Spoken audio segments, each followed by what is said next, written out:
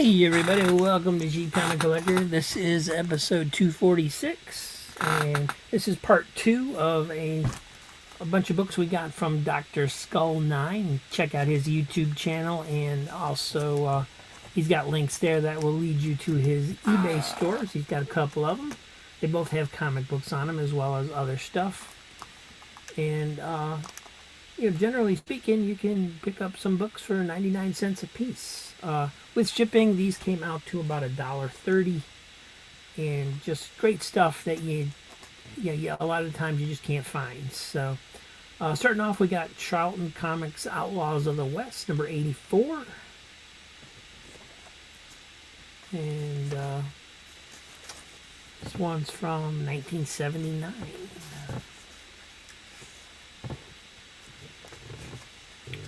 Charltons are fun. They're not as not necessarily as well done as the slicker products from DC and Marvel, but they were a fun. I remember my brothers had a lot of coverless Charltons that I read when I was a kid. So always happy to get those. And then we got some Archies we're going to go through before we get to some other stuff. Before I forget, make sure you tune in tomorrow's live streams at 12:30. We'll be doing the another auction, or not auction. I'm sorry, don't do auctions. I keep wanting to call them auctions. They are claim sales. Everything's $2. It includes shipping and handling to the United States, and it's mostly more modern comics. It's my collection. Basically, I'm trying to concentrate on things before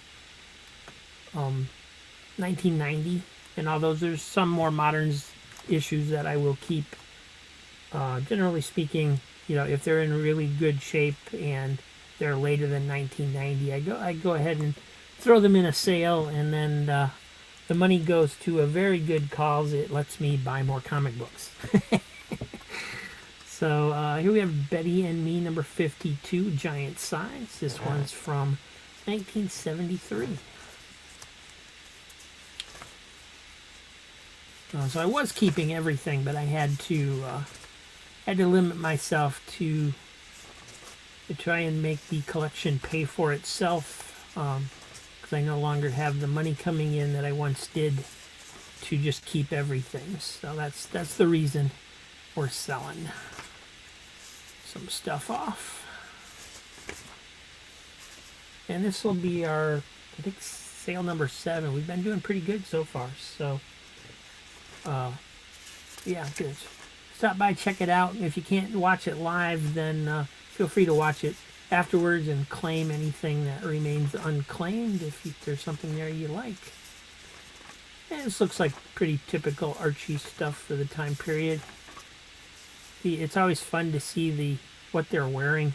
It's usually bell bottoms and plaids and stripes and things like that.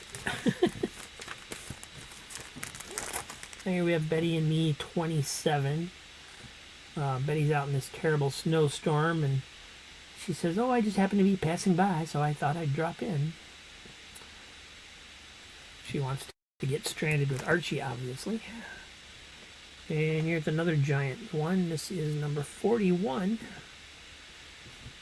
Got Archie and Betty in a dance marathon. You got the Madhouse Glads back here as the band.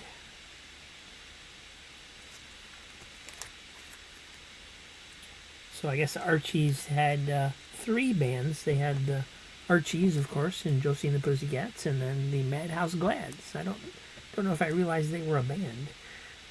Betty and Me, 64. This looks like a little bit of a later one, but it's still got a 25-cent cover. It's in nice shape. Here's number 65. It's rare to get consecutive issues like that. Number 68. And I always like these covers too, where the Archies put little figures that are taken from the comics inside up in the, just to add something extra to the cover. Thought that was a cool little thing that they did. Here's number 71. And number 105. This is a 40-cent cover, so this is getting up there. This might be from the 80s. Probably. Nope. September 1979. Almost 1980.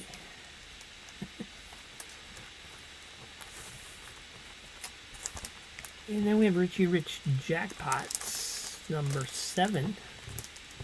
Now turned out I already had this one, but the one I had was incomplete. So I got a nice copy that's in pretty decent shape that's missing the centerfold. And then I got a now I have a beat up copy that's complete, but it does have the centerfold. So I'm wondering what to do here. I'm considering trying to, lift the staples and take it out and add it into the nicer copy.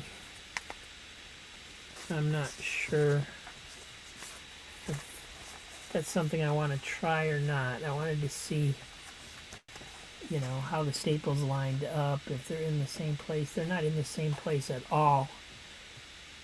So that's interesting that the manufacturing process is that far off. There's about this much of a gap between where the staples are on the nicer copy and the beat up copies. So I guess I'll be keeping the beat up copy as is. I was thinking about trying to take out the centerfold and put it in the other one, but yeah, since the staples aren't going to even come close to lining up, I don't want to mess it up that bad. So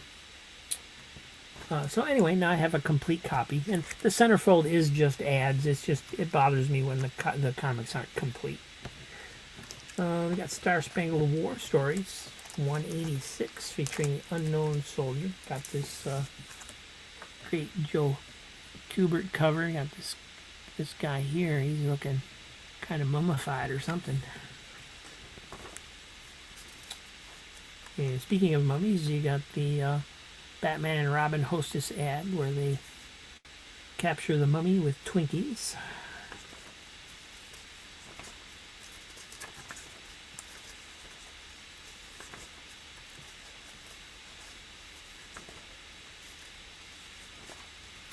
Great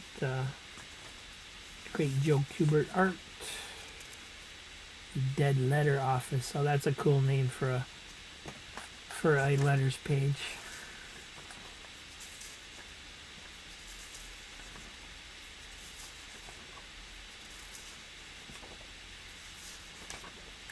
Looks like fun stuff.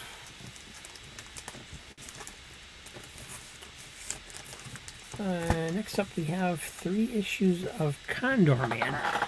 Now, you might ask, who the heck is Condor Man? He's not an agent of the CIA!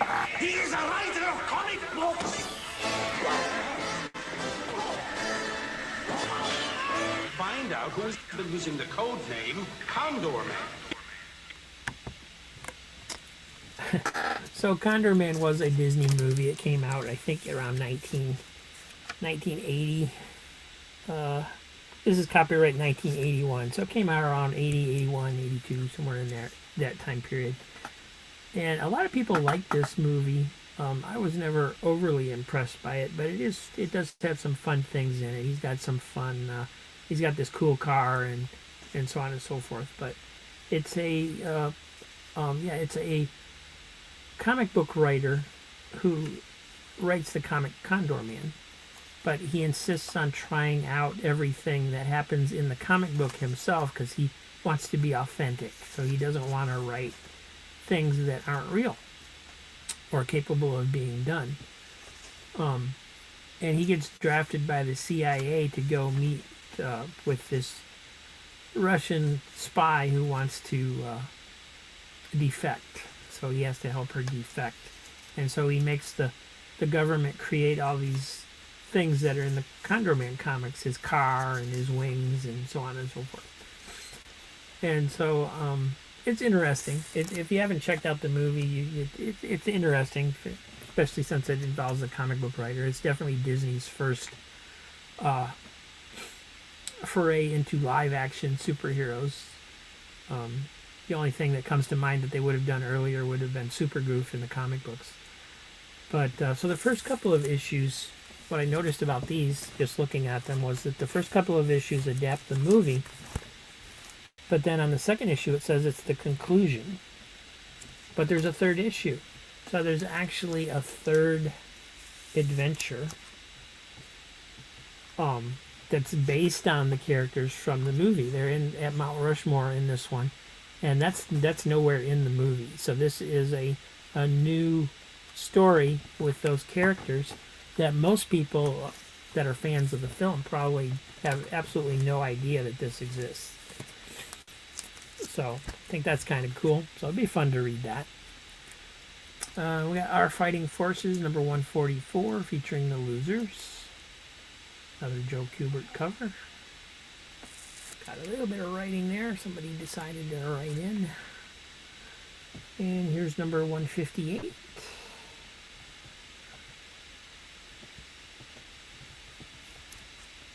And Star Spangled War Stories featuring the Unknown Soldier. This is number 160. Let's take a look at this one.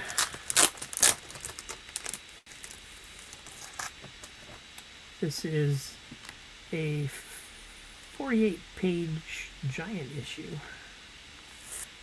48 pages for only 25 cents. And it's got another one of those photo covers, or not covers, but splash pages is basically photos with artwork put into it. The Unknown Soldier in Blood is the Code. Obviously Joe Kubert art. He didn't do the cover, but the art on this is unmistakable.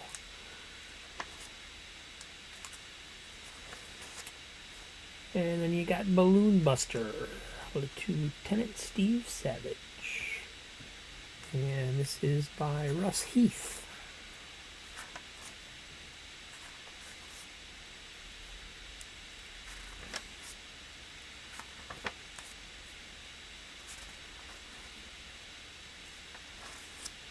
Oh, centerfold is loose. Not a problem for me, but there it is. This one's got quite a bit of, I don't know if it's dirt. Hopefully it's not mold forming. It's definitely not clean.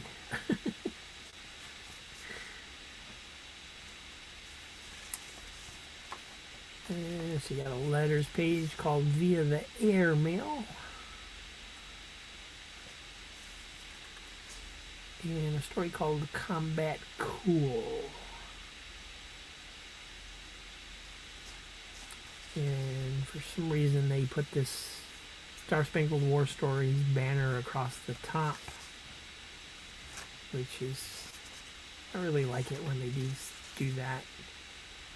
Then you have Medal of Honor, the last story, I believe. Just a few pages long.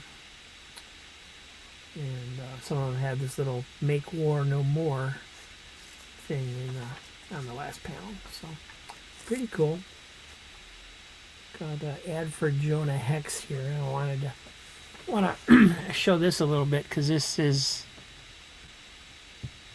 you can see that doesn't really look like Jonah Hex, unless when he first appeared they drew him quite a bit different than the Jonah Hex I remember. But I think that's probably just a prototype ad for before it was actually came out. But there's actually, yeah, there's some mold, a little bit of mold on this one, I think. So have to be careful with what I do with that one. I don't want to double bag it with something else and contaminate another comic. So still happy to have it. It's cool. And you got a Richie Rich Riches. This is number 10. And somebody decided to stamp a number right there on his head.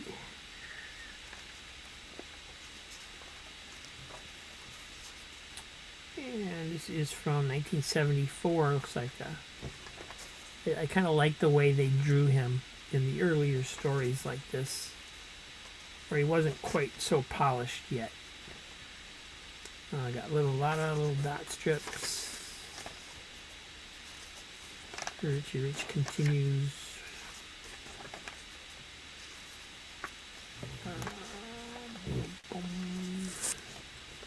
Little dot story.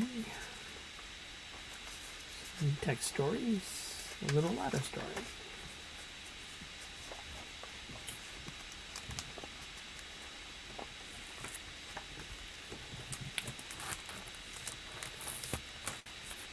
And then last but not least, we have another Charlton. This is Fightin' Marines 156 from 1981. And that hit the grit, chicken. It's an ambush.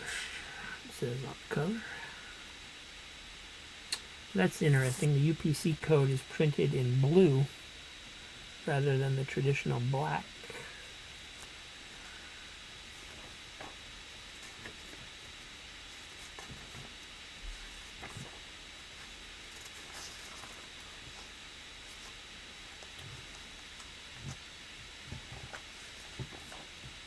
And it looks like the cover actually is,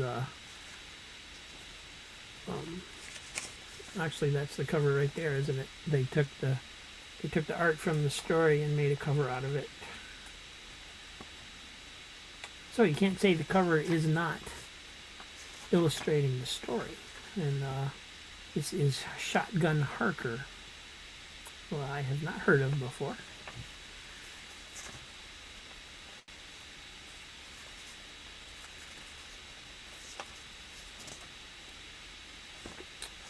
Alrighty, so there we have it. We're at the end of another episode. Please like and subscribe if you would. And, what's tomorrow? Oh, I already talked about tomorrow. It's the claim sale, so please stop by for that if you can. Appreciate it very much. On Sunday, if I get it done, we're going to have a bit of a different episode. I want to find one of those centerfolds that shows the lineup of a Saturday morning network, and then insert like the openings of all those cartoons as we talk about it. I think that'd be kind of a cool episode. Still a little bit comic book related, but not exactly. Just something to fill in issues, because for the moment this is the last of the comics that I have coming in. I have some more on the way. They're just not here yet. They will be by the time you see this, but I'm trying to save up to the money to go to the Comics Den sale, which is next weekend, I believe, from when you're watching this. And because I've already blown through most of the money you guys have spent on the comics that I've sold on the Saturdays leading up to now.